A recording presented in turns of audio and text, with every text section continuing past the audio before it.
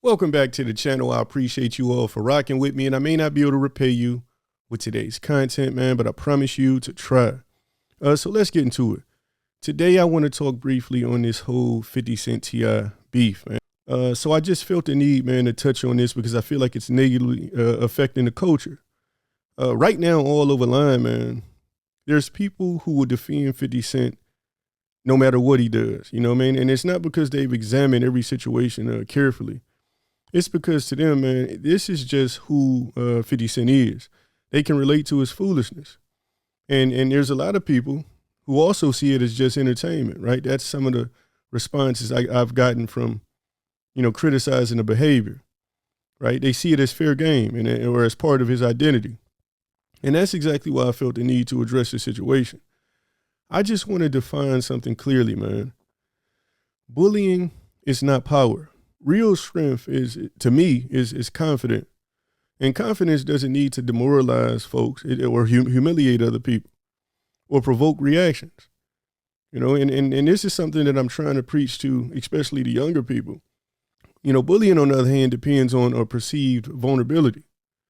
And the clearest proof of this is what we're watching right now. When someone stands up to a bully with calm confidence, the bully often retreats. It was a psychological advantage, manipulation, a bluff. That's not true strength. And when you understand the distinction, you start to see the situation like this involving 50 Cent, Tiny, T.I. and King a little bit differently. 50 Cent publicly came out and targeted Tiny, right? This is a woman with a family. It did him no harm at all. Right, and T.I. decided to respond with 2 diss tracks. I think the first one was called War, and the second was called, I think if I'm not mistaken, The Right One. Right, his son King then took to the internet and responded emotionally, and millions of people watched it unfold. A lot of young people were influenced by what King decided to do. Young people all over this country watched King explode over words. And this was the influence they needed to be reckless in their own lives. But as I mentioned, they won't have the same protection or installation, man. King can get away with this and still hide behind the gated community that his father has gifted him. The young brothers and sisters from the community, man, they won't have that. They won't have that protection. But what concerns me wasn't just the conflict itself. It was the reaction, man, from the adults.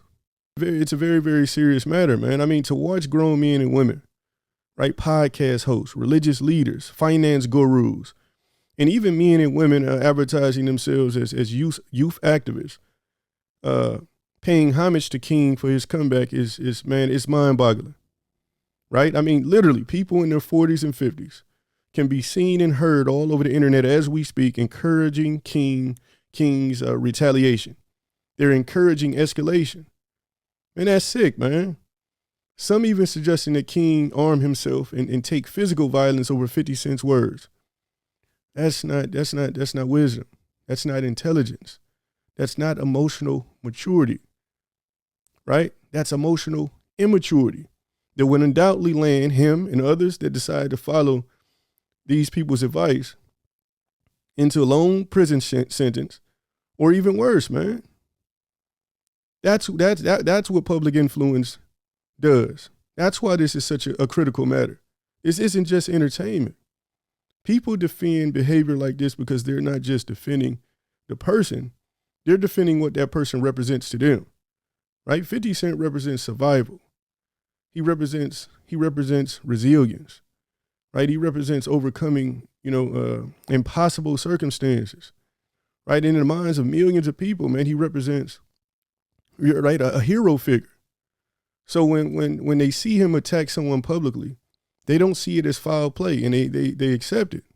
That can't be the case. And these antics, man, have destroyed communities, they have destroyed families, and they have destroyed nations. Now, I can't tell you how many times, on these apps, I've gone back and forth with people that have decided to come to the aid of 50 Cent after targeting a person going through some sort of hardships. Just a week ago, he was taking shots at Jim Jones. and the crew over there for being evicted. And I just don't understand it, man. How could anyone respect a person whose identity is built on hurting, mocking, and exposing other people's hardship? And every few weeks, there's another target appears, another public conflict, right? Another spectacle. I want to take a little bit of time, man, and I want to dig a little deeper into a psychological reality. Many people who grew up in poverty develop what psychologists call a scarcity mindset. Now, you come up in a trench, you understand this mindset, right? The scarcity, creates to me like a tunnel vision. And tunnel vision causes the brain to focus on immediate threats while, ignoring long-term consequences. And chronic stress, man, it increases cortisol. And an elevated cortisol weakens the prefrontal cortex. Now, those who don't know what the prefrontal cortex is, man, it's responsible for impulse control, emotional regulation, and long-term thinking. So when someone from a survival environment experiences disrespect, it doesn't feel small, man. It feels massive. It feels dangerous. It feels, like a threat. Right? I've been in situations where words about family has triggered emotional responses that could have permanently changed lives, man. Because in survival environments, respect feels like protection. But survival psychology is not the same as leadership psychology. What helps someone survive chaos doesn't always, help them lead with wisdom. Self-esteem, I've spoken on this many a times. Self-esteem also plays a major role in how people respond to conflict. Right? People with high self-esteem don't need to prove their worth publicly. They can remain calm and they can walk away. They can choose long-term stability over short-term ego satisfaction. And people with fragile self-esteem are more likely to react aggressively, not because they're evil, but because their identity feels threatened. Insecurity reacts, man. Healthy conflict resolution requires emotional intelligence, and that's not something that we develop as a people within the culture often. It requires emotional regulation. Most people within the culture don't even know what emotional regulation is. It requires active listening. Most of the people within the culture don't even know what active listening is, right? It requires assertive communication. Most of the people in the culture don't even know what assertive communication is. And the ability to de-escalate. Man, I'm telling you, as a young person, I never witnessed two people get into any type of argument and it not end in some type of escalated situation, whether it's a fist fight or something else. I never seen it. It wasn't advertised, right? So it's not even a thing that people even talk about or a thing that people practice. But those skills, and another thing, man, those skills don't go viral. When you got two people that's standing out before the world and they decide to hash out their differences through words, it's not going to go viral. Only retaliation goes viral. So it's incentivized. And I don't like that one bit, man, because when you tie escalation or any of these nasty moments to incentive, right, or profit, there's more of an encouragement to do just that. It's not incentivized for people to practice, active listening or assertive communication. And we have to be able to change that, man. The American Psychology Association has found that exposure to aggressive role models increases aggressive behavior in youth.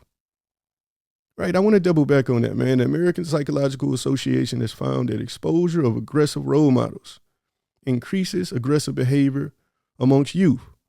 Many incarcerated individuals didn't enter prison because of long-term criminal planning. They enter prison because of impulse emotional reactions, because of words, man. Most of the people sitting in a joint today, they're sitting behind bars because of words, a lack of understanding or ego, because of moments that lasted seconds, but carry consequences that lasted decades. Man, young people are watching this. They're learning from this. Culture is not shaped by what we say. It's shaped by what we repeatedly demonstrate, right? I just want to emphasize something. 50 Cent survived circumstances most people never will. He lost his mother at a very young age and was raised by his grandmother, if my memory serves me correctly. He grew up in instability. He survived being shot multiple times, man. His story inspired millions. T.I. also came from struggle and built a life while prioritizing family and growth. These are not weak men, but strength and insecurity can coexist.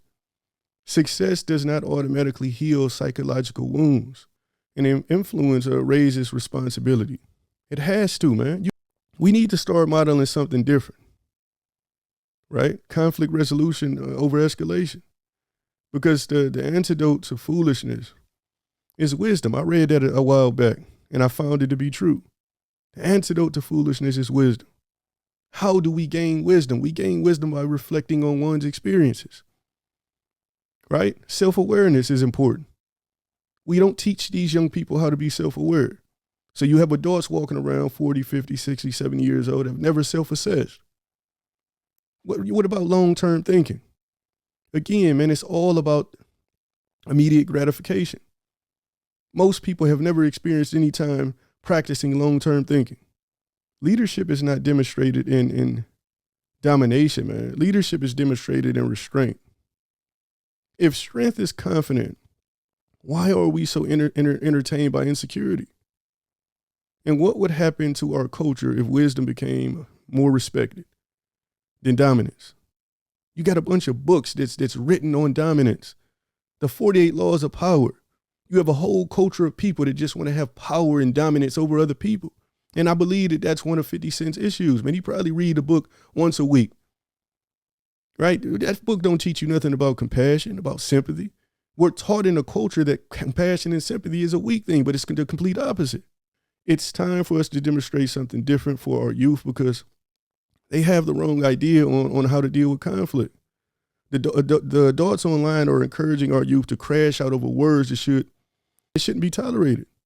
You can heal from words, right? You won't bounce back from severely injuring somebody over words or something worse or taking their life. It's over with. It's a wrap. There's a quote that I keep by my bedside, man, and I read it almost every day. I've been reading it for the last 15 years, and I'm working on mastering it. And it says this: choose not to be harmed and you won't feel harmed. Don't feel harmed and you haven't been.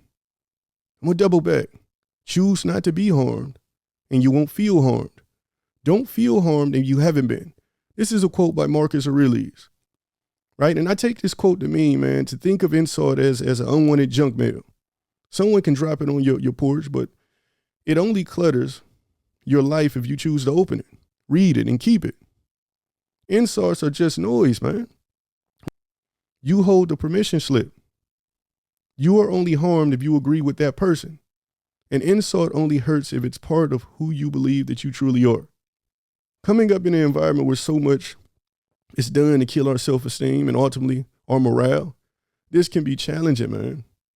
It can be challenging to hear a person insult you or insult the person that you love and not take it personal.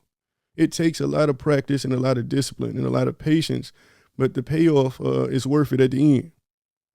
Take bubble breaths. Breathe in like you're smelling a flower and breathe out slowly like you're blowing a giant bubble that shouldn't pop. This 3-second pause stops the emergency part of your brain from taking over, and it can save your life and lives of other people. Words are invisible, y'all. Look at words like invisible arrows. They only hurt if you let them get under your skin. You have a mental force field. When someone says something mean, imagine the words hitting your shield and falling to the ground. You know what I mean? Use anything in your arsenal that you can to protect yourself. I'm interested to hear what y'all got to say about this specific topic, man. I started full. I'm empty for now. I love y'all. I'll catch y'all next time. We declare our rank on this earth to be a man, to be a human being, to be respected as a human being, to be given the rights of a human being in this society, on this earth, in this day, which we intend to bring into existence by any means necessary.